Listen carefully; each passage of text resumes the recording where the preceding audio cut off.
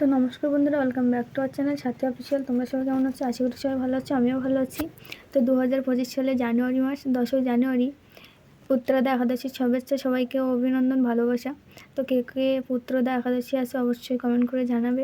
আর যারা একাদশী নাই তাদের উদ্দেশ্যে একটা কথা বলি, ভুল হলে অবশ্যই মার্জনা করবেন, একাদশীটা থাকার চেষ্টা করবেন। কারণ আমি জানি যে একাদশী থাকা অনেকটাই ভালো, কারণ একাদশী থাকলে আমাদের ভালো হয়। ঠাকুরের নামধাম করা, বা একাদশী না থাকলে অনেকে বলতে পারে একাদশী না থাকলে কি ঠাকুরের নামধাম করা হয় না? হ্যাঁ, অবশ্যই যায়, কিন্তু আমার মতে একাদশী থাকাটাই ভালো। তো যারা একাদশী আছেন আমি তাদের উদ্দেশ্যে বলি, যাদের বাড়িতে শ্রীমদ্ভাগবত গীতা আছে, গীতাটা অবশ্যই পড়ার চেষ্টা করবেন। আর যারা পড়তে না পারবেন, অনেকেই সংস্কৃত ভাষা পড়তে পারে না, কোনো সমস্যা নেই, গীতাটা একবার বুকে নেবেন ভালোভাবে, নিয়ে 3বার গীতা গীতা বলবেন, এতেই আপনার অনেকটাই হয়ে যাবে। কিন্তু যদি আপনার বাড়িতে কেউ গীতা পড়তে জানে বা পড়তে পারে, সে যদি গীতা পাঠ করে অবশ্যই সেটা মনোযোগ দিয়ে শুনবেন।